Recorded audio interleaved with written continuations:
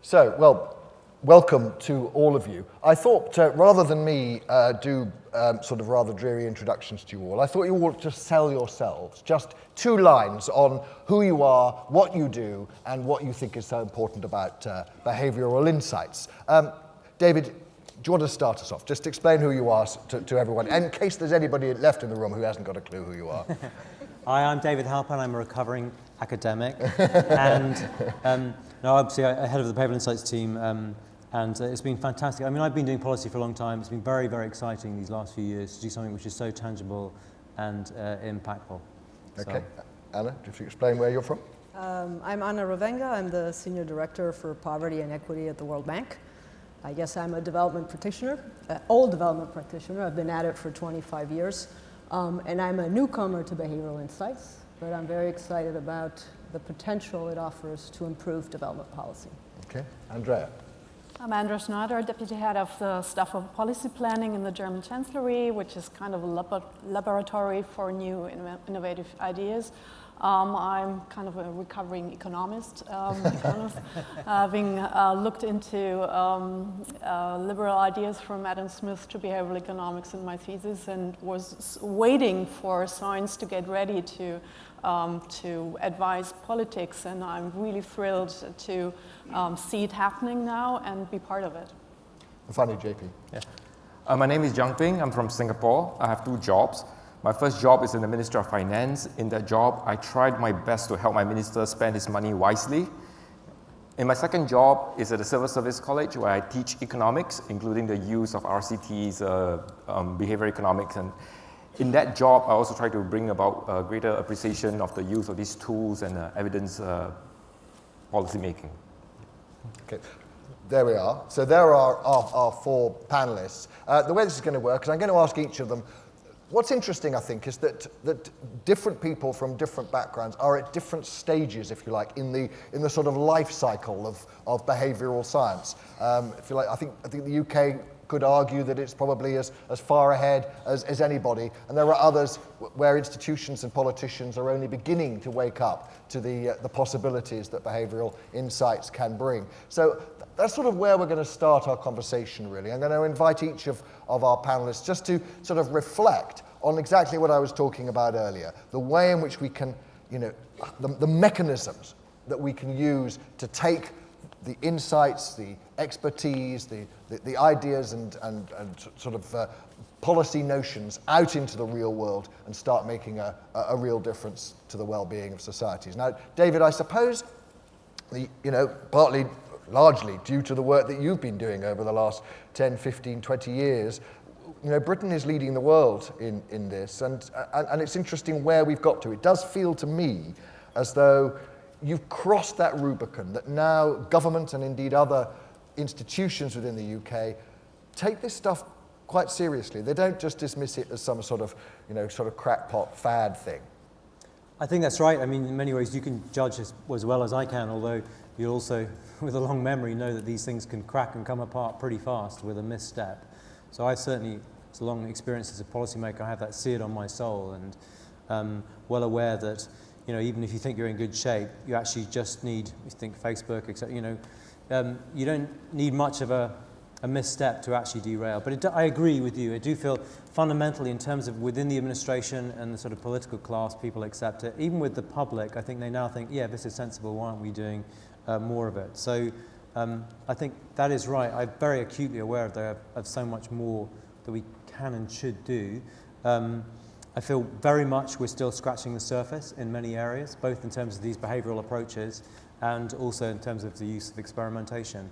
And when I think about some of the kind of the key next frontier, which we're at in some sense, I'm also aware you can see both their positive aspects and also their pitfalls. So one thing we've seen a lot through this conference is a glimpse into the power of data, which we often talk about, the ability not only to do not just behavioural insights in general terms, but to do them in personalised ways, which can be extraordinarily powerful. We have glimpses of that in the UK, for example, through tailored messages in relation to tax. But is that what the public want? I mean, the public also have deep reservations about the idea of doing personalized nudges and that kind of level of use of data. There is that sense, I mean, we've talked about this before, the sense that there's something, people think that there's something a bit spooky. They're very skeptical about politics generally, and the idea that politicians are somehow sort of getting inside their heads and doing things without them knowing. There's an instinctive reaction that presumably you've had to overcome, both in selling this to the wider world, but even selling it to ministers.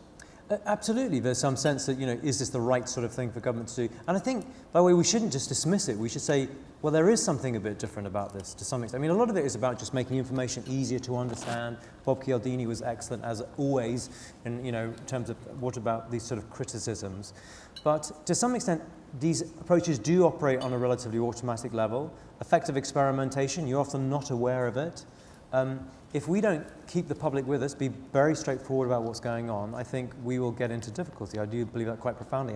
And as you know, one of the things I think is key, it's fascinating to see Victoria in particular doing this, is that we need to enhance our mechanisms which in ways that involve the public to say, we're thinking of doing the following things, we think this will be effective, what do you think? Is it acceptable? And the trial is, in some sense, itself is not just about does it work, but is it acceptable? How do people feel about it? And do you feel, if we accept that you've got past the point of being taken seriously, and you've talked about the opportunity that there is for the field, do you think that you're going to be able to, after this conference and indeed in the years ahead, be able to expand into that new area? Do you think there is going to be that room, or are you going to be having to fight every step of the way? Well, bureaucracy's got many ways of saying no. I mean, one of the reasons why I think I'm very positive about it is the we in your question, which is that it's certainly not just me by any means, it's a team.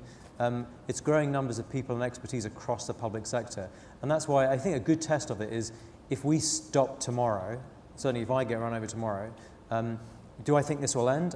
I don't. I think it's become quite deeply rooted because people see its power, its potential. Most public servants kind of are motivated strongly to make the world a better place and to be efficient and effective and do a good job. They see the power of these tools, and I think they will carry on, even if we weren't here at this point.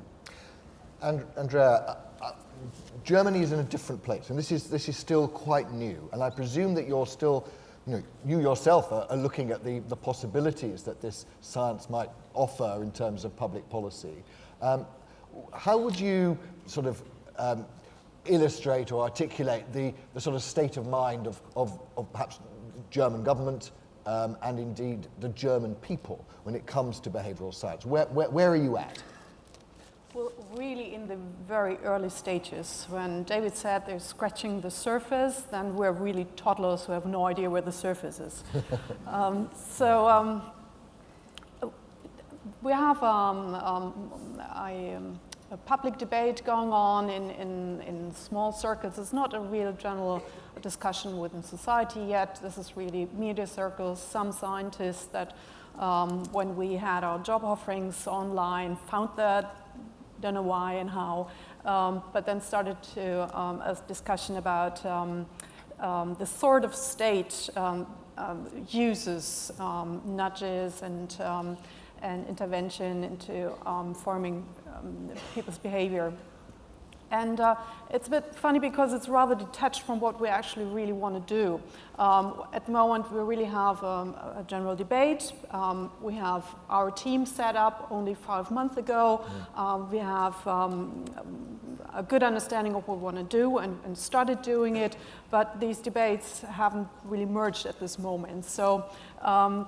Are you taken seriously? I mean, is there a sense of this is something we need to look at, other countries have gone down this road, Germany needs to do the same? Or is there certainly what there was in Britain in the early days, which was, this is a bit peripheral, it's a bit of sort of smoke and mirrors? Well, it's different. We have different answers to that, different reflexes. There are those in the public, in science, and also in the public service who say, yeah, great. That's a tool I can use. to look at something first in a trial to find out what works, how are targeted to affected, what are intended, unintended consequences. That's really a method helpful for me to do my job better, or that just gives a different angle to it. There's new insight into that. And you have others who say, well, is this a zeitgeist? Is this a new wave? Is it going to ebb in a couple of weeks and months? There are others who are scared this is changing their perception of the concept of man and concept of state and individualism and so on. So when you're trying to convince people, I mean, presumably ministers, civil servants within the German administration, what's your sort of line? What are you sort of pushing at them as it were to try and say, look, this is definitely worth us taking seriously? What we explain is that what we look at the moment and what has common sense is that we want to evaluate what we did in order to see did we really attain our goals and hit our targets. And the same thing we can do before we scale up something and roll it for the whole country. So we can really experiment first, test the intuition, the thesis that this program works, and in that way be more effective. So is there a powerful sense of I mean, do people believe in evidence-based policy in Germany? Is it a very kind of, right, we need to have the academic papers and then we'll go with this? Is that the way it works? We have quite a tradition in doing applied research within the departments, so that's not something new. Actually, some of our colleagues ask, what's the difference, what you do to what we did before, to applied research? So we kind of try to explain the different angle we're taking. Now, JP, I want to come on to you in terms of Singapore's attitude. I mean, the fact that there's such a large number of people from Singapore in this room, and we've certainly been at this conference, I think is testament to the fact that your country takes this stuff really very, very seriously. How would you characterize, Singapore's interest in this area and where the challenges are for you in sort of making this mainstream? I would just maybe share a little bit that Singapore will always have a very rational way of making decisions, especially in areas of economic policy. So we have always used things like taxes, subsidies, and applied them to everything social, including childcare, healthcare, and everything. But I think in the past 5 years, there's been an increasing appreciation about the fact that even after using all these taxes and subsidies, you may not get the desired outcome if you do not address some of these behavioral issues. And this is where I find the UK BIT especially very helpful to us, because they have given us a language and a lot of case studies that we can leverage on. And one thing I love best is that whenever they do something, I go tell my permanent secretary, they say, look, they have been doing this. And he will get excited about it, and he will say that, look, we must catch up. And that is that I thought was very helpful. So I would say that we are a little bit behind, if I have to characterize. We are a little bit behind in UK BIT. This is competitive nudging, isn't it? That's right. So I found it really helpful. But where I think that we are doing a little bit more now in Singapore is that we have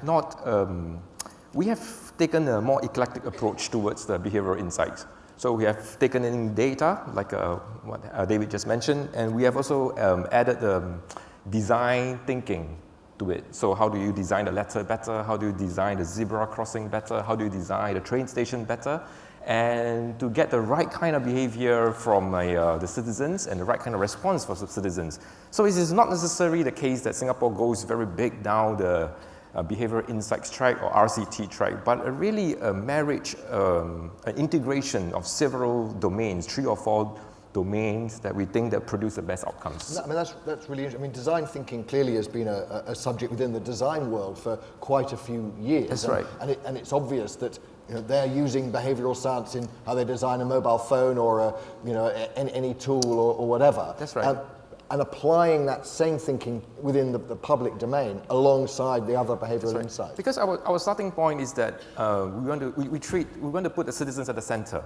So if you take the view of a citizen centricity in the delivery, in the design or policy, you really don't it doesn't really matter so much what tools you use, as long as you put a citizen at the center and you get the right outcomes.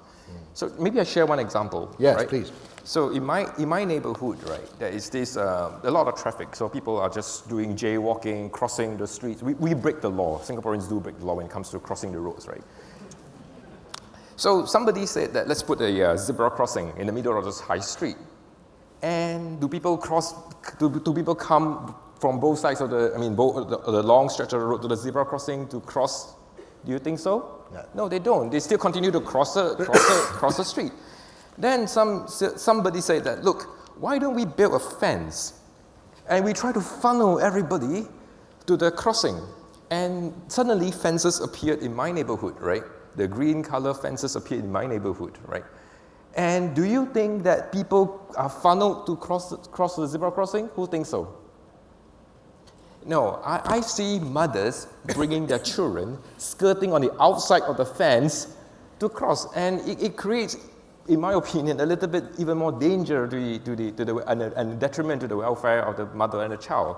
So is this UK BIT or is it behavioral design? I mean, is it a randomized control experiment? Probably not.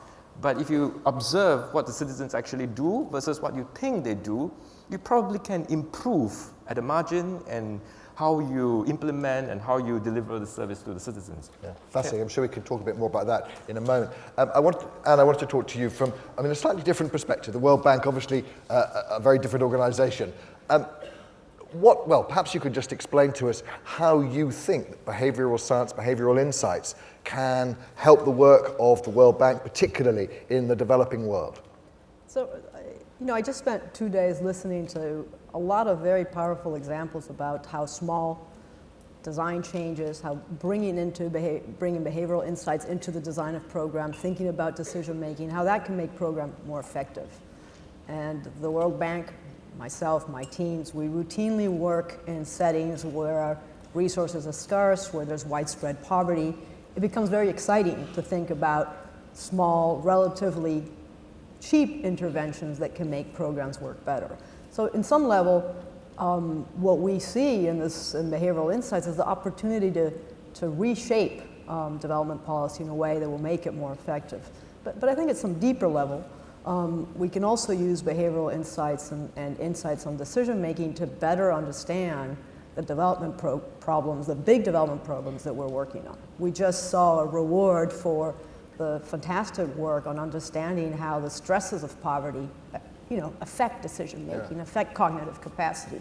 Bringing that into our work, and we recently did that in Latin America, trying to understand chronic poverty, bringing that element of stress and decision making and how the poor are less able to make good decisions because of the limited bandwidth, the constant stress. Bringing that into our thinking will change how we understand a problem and will therefore lead us to change how we tackle it. It's a very natural, it's a very natural way for us to go, and it's very exciting to think that we can improve our interventions that way. And I suppose most of the people in this room come from relatively rich, developed countries, and I guess that behavioural insights, a lot of the examples of how you might be able to change behaviour are based on technology that may not exist in a developing country or is still embryonic, and on infrastructures that don't exist so well. So presumably there are additional challenges when you're trying to sort of replicate some of the ideas that work in the developed world within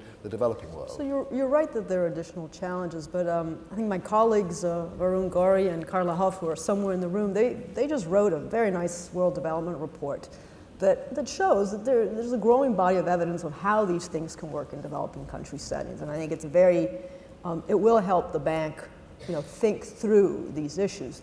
In practice, it is hard to do in developing country settings because often you're missing data.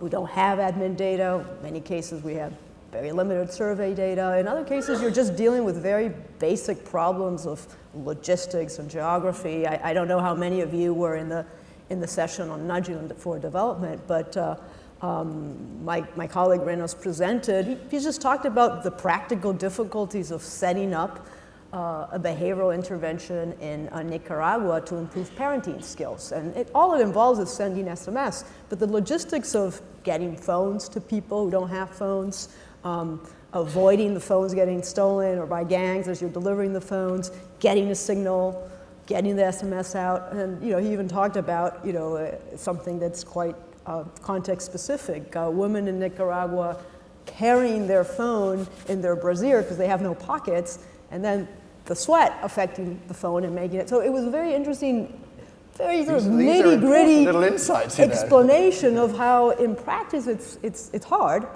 but a little creativity, persistence, maybe giving things more time actually allows us to do this, and precisely because you're working in a context of scarce resources, limitations on systems and data, the potential impact of what you're doing is even greater, because it really can illustrate how to reach hard to reach poor communities. So I see doing this in developing countries present some additional challenges, but also present some real new opportunities. And I do think that it would be fantastic to get some of the energy of this world of behavioral insights really focused on doing this in developing country context, building the body of evidence there, doing the research, but also really experimenting with implementation. It's by doing it that we learn how to do it better in these difficult contexts. And David, I know the IT's done some work in developing countries, and I mean, what are the sort of the lessons that you think that you're getting from working, in those different communities? Well, one of the early ones, I think mentioned in passing yesterday, is that we were very doubtful. I mean, we tried to genuinely embrace a kind of humility of what will work, what not. That's the point of our empirical method. Whether these things, remember, first of all, imported often from North American laboratories with undergraduates. Would they even work in the UK? They did. Would they then work, if they work on British taxpayers, would they work somewhere else in the world? And we've generally found that they do transfer. Not in every single case, but it's very, very striking how it seems, human beings are pretty similar, across the world. It's very powerful. You can see these messages. And there's something very tangible, even these small examples, which policymakers have been neglectful of. If I might, actually, I was thinking about your question. I'd love to ask our participants a question, which I think is an interesting telltale, which is, what's the future? Which is that, how many people, honestly, to answer your question honestly, in the last couple of days, have you heard something which was concrete and specific, which you hadn't heard before, or maybe it was something you hadn't thought about in that way before, which you actually genuinely think you can go away and use pretty rapidly? Can I just ask for a sort of show of hands to answer that question? I mean, I would include myself, and wow. I feel pretty expert on it. That's really impressive. I mean, I've been through other policy areas, as previously with Tony Blair and Strategy Unit and whatever, and you go to big policy conference, international gatherings, and you sort of go through it all, and at the end of the day you think, okay, what can I actually use in that, and be struggling. Whereas this is perpetually generating examples, many of which look like they are translatable. And by the way, it goes the other way. So some of the most interesting stuff are going with development. You look at it and you think, God, that is pretty neat. Like on savings behavior. I love Dilip's work on envelopes, and which you have to tear open through the kids, or Dan's little coin, the result he's getting with the, you mark up the coin and how it's driving up savings rate. And you think, well, that is remarkable. Well, actually, you probably can translate some of those insights back into a banking situation in the UK using digital and other media. It's not a one-way thing. And I'm interested in this idea. You were talking about sort of, well, I referred to it as competitive nudging, but there is the fact that this is such an international conference is testament to the fact that there's different things growing in different parts of the world in different contexts. And I wonder whether actually what impact that has on an individual government, individual institutions who are just, hold on, we need to be on that train. We don't want to miss this because actually there could be real advantages for us. Do you feel that sense of this being an international movement is a real positive for it? I think it's a real. Yep. I think it's a real positive movement. And besides learning about I agree with David, right? A lot of these trials, behavioral insight interventions, if you replicate them across different countries, there's a good chance that you will be able to see the same effect. So that kind of learning, that kind of international movement, the kind of conversations that we have at the academic and at the policy making level, I found it extremely useful. And I wouldn't go as far as to say that it's a competitive nudge, it's a friendly nudge. And we're just using a UK BIT to lead, to give us some cases that brainstorm, give us some new ideas. Yeah. And Andrea, I was same sort of question to you really, whether Germans are looking at what's happening in the rest of the world and thinking, are there opportunities for us here that we can adapt or just steal is that helpful in, you can actually show people, look, this is what's going on in Singapore, this is what's going on in Guatemala, or wherever it might be. Is that helpful to you when you're trying to make your case? Well, definitely, to show that this is not just an idea of staff or policy planning, but to see there is something going on in science, in NGOs, in governments around the world, is helpful. And what's really interesting is that it's not only about using behavioral insights, it's a much broader picture. It's really about an outcome-oriented politics that looks at targets and looks at how can different departments work together to attain a goal. It's about having good evidence for doing things. It's about putting citizens first, this user-led perspective. So this is kind of the broader picture, and that's sometimes good to have a kind of a real positive narrative of where we're all going to. This is a challenge to all of the governments around the world, that we face much more complex problems, that we have long-term cross-sectional problems we need to solve, that we can't do that on a local level. It's all intertwined, local, national, international level, and that we need new tools, new mechanisms to deal with that, and to see that everybody is in that boat, and some have a bit more clear-cut solutions yet how to deal with it, and others follows. That's helpful. Okay, I'd like to throw this open now, and I'm sure there'll be lots of questions. We'll do one question at a time, at least to start with, and then we'll see how we go. And you can ask questions to the whole panel, or just one or two, or whatever you like. So who's going to start us off? Lady in the front here. Hi, Nicola Lockie here. I have had a wonderful time the last couple of days, thank you very much. I'm wondering, we've heard a lot from psychologists and economists, and I'm hearing a lot of the transferability of these insights into different nations and cultures. I'm an anthropologist, and I'm curious to see if the panel think there's a role for anthropologists and ethnographers in creating behavioural insights. Okay, Anna, working within developing countries where this is all quite new and fresh. Do you feel anthropologists can play a role in trying to help you understand? The president of the World Bank is an anthropologist, well, so you can pretty much guess my answer to that question. But no, I think this allows me to make a point that I think is quite important, which is that we shouldn't get too complacent. I mean, I think there's an awful lot of knowledge we don't have. There's an awful lot of data we don't have. I'm not sure we have all that information. I mean, I do think that some very basic things apply across countries, but I think we need a lot more real data, some of it qualitative, some of it quantitative, about the psychology of different populations, how do they react to different stresses. It's very... But do you think, I mean, David made the point that actually people pretty much everywhere appear to be broadly the same.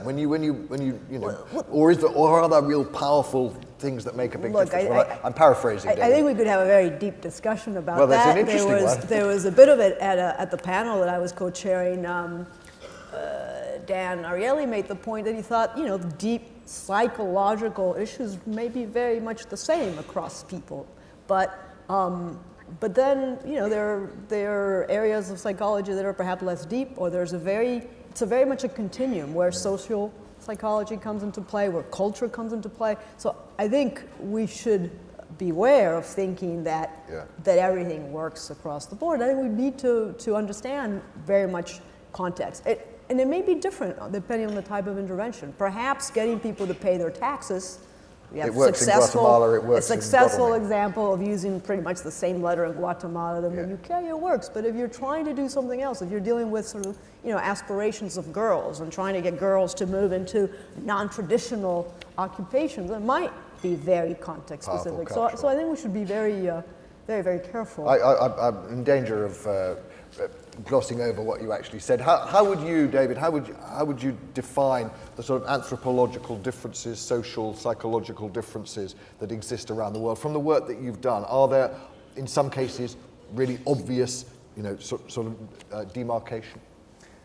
Yeah, I think actually it's probably very much the story of anthropology relating to other institutions, disciplines as well. So that there are certain fundamentals. So for example, social norms, we're very influenced by other people. Like that seems to be a human phenomenon. But the content of those social norms can differ enormously. The context can differ. We heard with Dan when he was asking anything about trust. Well, levels of social trust differ hugely between places. I mean, Scandinavian countries are running at 60% plus. Most people could be trusted. You get to most of the world, you'll be lucky if you can get 5 or 10%. You can figure out which end of much of Southern Europe is closer to. It's very consequential in terms of where you pay your tax and lots of other things. So. So I think there are certain basic forces which seem similar and are translatable, but there's a lot of the content which turns out to be rather important, which will also... So maybe you do need to have an anthropologist on there just to, social... It would seem yes. Yeah, you've got a job. Okay, take another question, please. My name's Claire Salmon. I guess this is kind of a political, maybe ethical question, which is about how do we feel about the fact that some of the insight I get from using insights are going to potentially clash with the way in which the market operates. So we know, for example, that where fast food restaurants are located can have an impact on behaviours, but also to what extent do we as governments, or are we willing as governments to control how the market behaves?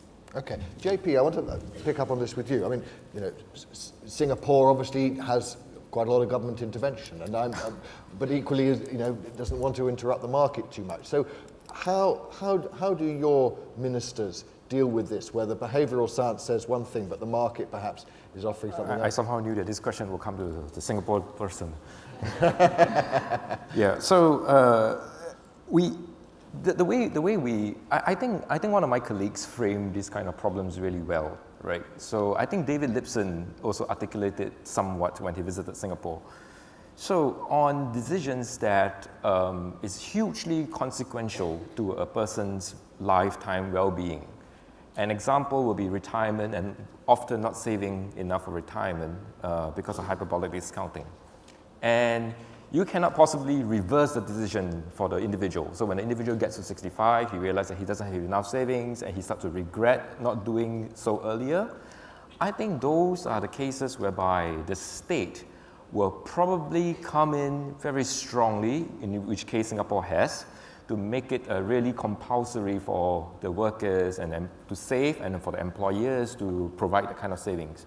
So hugely consequential, and there's no room for a recourse by the time you start to regret. And in those decisions, I think we should be interventionists as possible. In areas whereby there are social norms, like what kind of food do you like to eat, what kind of drinks, do you like the person to watch soccer a little bit more, does he eat a little bit, does he go fast food, does he exercise, and all these things. I think we will have to come to the part whereby we will have softer kind of nudges. Instead of regulation, instead of legislation, we should do a little bit more soft nudges in giving information, giving them help, commitment devices, and let them, so that we don't necessarily have to come in so strongly against what the market is doing. So that's the way I will characterize the two kinds of interventions that we will do. Andrea, in Germany, how interventionist is your government? I mean, if they really believed that a particular behavioural insight would improve the diet of Germans, would government feel reluctant to interfere in that, or would they prepared to go for it? Very early to say. First, as a unit, we have given ourselves very strict principles. One of them is legitimacy of goal. So whenever the government has decided on regulating an area, then we get into discussion with our colleagues, how can we do that in an effective way? But we wouldn't propose to regulate a certain area in order to make it more effective or so. So we kind of leave the normative decision to the government and look more at the ways, the most efficient ways of following up on that. Okay. And in the work that the World Bank does, I mean, I presume these same issues are going to come up again and again, aren't they, about to what extent you should be encouraging governments to intervene in people's daily lives, to improve their life chances and perhaps societal well-being against free will and, you know. Issues will come up, but I would say that it's perhaps a second level priority.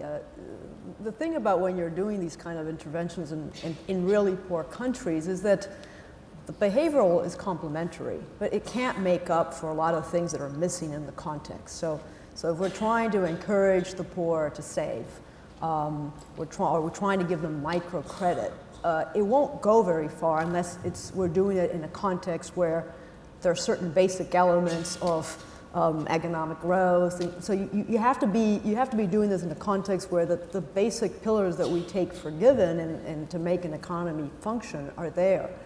So I think you would run into issues at some point about trying to influence behavior, but at this point in developing countries, we're doing this some very, very basic things. People should pay their taxes. If we can help parents through very subtle messages learn more about nutrition and caretaking practices, I don't think that takes us yet into the realm of we're trying to manipulate behavior too much. I think one has to be careful, but I just think there's so much to do at some level in developing countries on very basic things that there's a lot of scope to do this properly and to complement it with other interventions. Sure. Again, I think for us, the behavioral insight can be a very important complement, can be very helpful, but it's just one element in a broader set of tools. Big job on. It should be clear, by the way, that the future is not all entirely bright, and indeed the present is not. So behavioral insights, some of the most sophisticated use of behavioral insights are in industry. Gambling. Gambling is riven with extraordinarily sophisticated behavioral insights, often using anthropologists and many other skills in order to make sure that you keep putting money into that machine and whatever. And without going through a whole list, there's quite a number of other industries we can think of. So one reason why governments are pulled into this area, whether they want to or not, and frankly they should be, is to think in sophisticated ways about what do you do, how do we regulate, how do we work with some of these industries.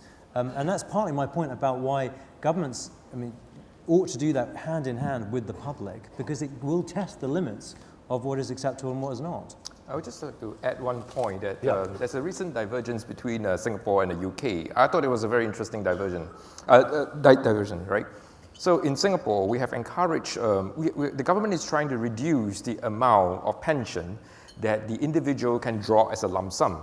So trying to get individuals to go into, to annuitize the kind of payment, because they're afraid that if you take the lump sum out, maybe you go gambling or something, right? So because of the way human beings discount, but UK just, if I got my facts right, UK just did the opposite.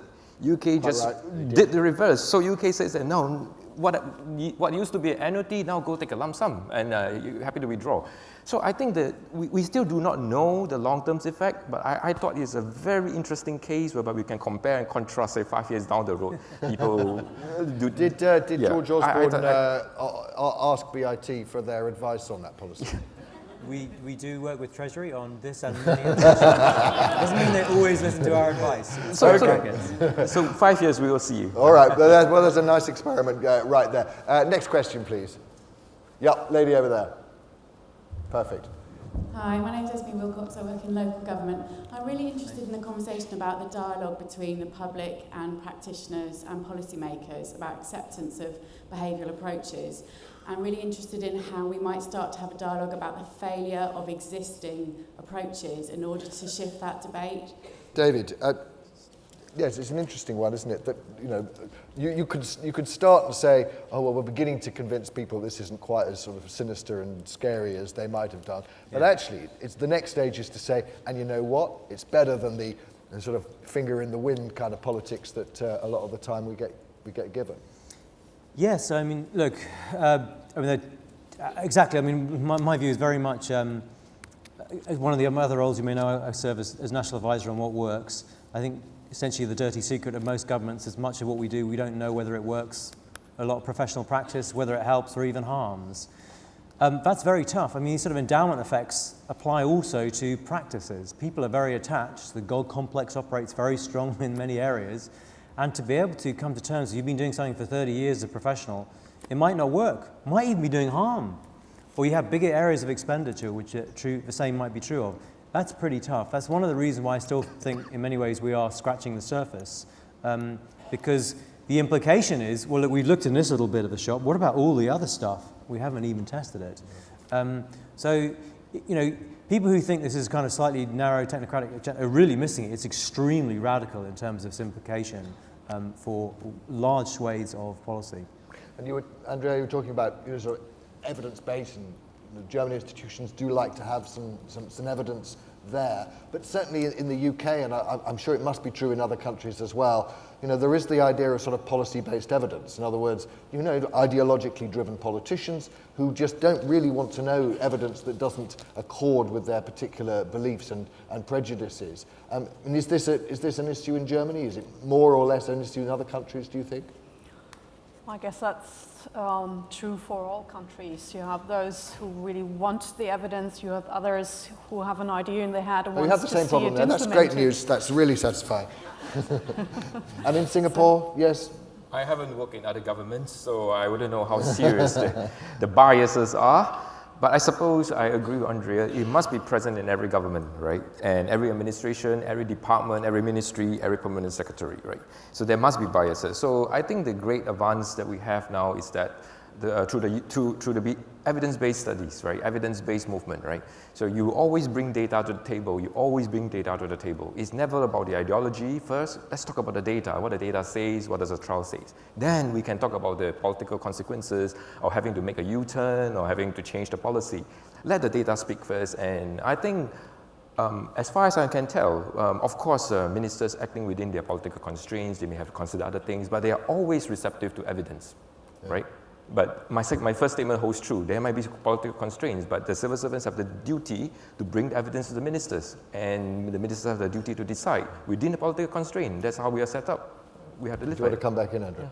I want to come back to the general question, which is, can we learn from failures? Can we learn from mistakes? And can we learn from RCTs that do show no or smaller results than we expected? And I think that's a real general question. Usually we learn from our successes, and then it's always me and my colleagues who are responsible for that. And when there's a mistake there, it's the conditions or someone else. So that's the result of empirical evidence, how we deal with failure usually as human beings. And I think that's an intercultural thing. At least that would be my thesis.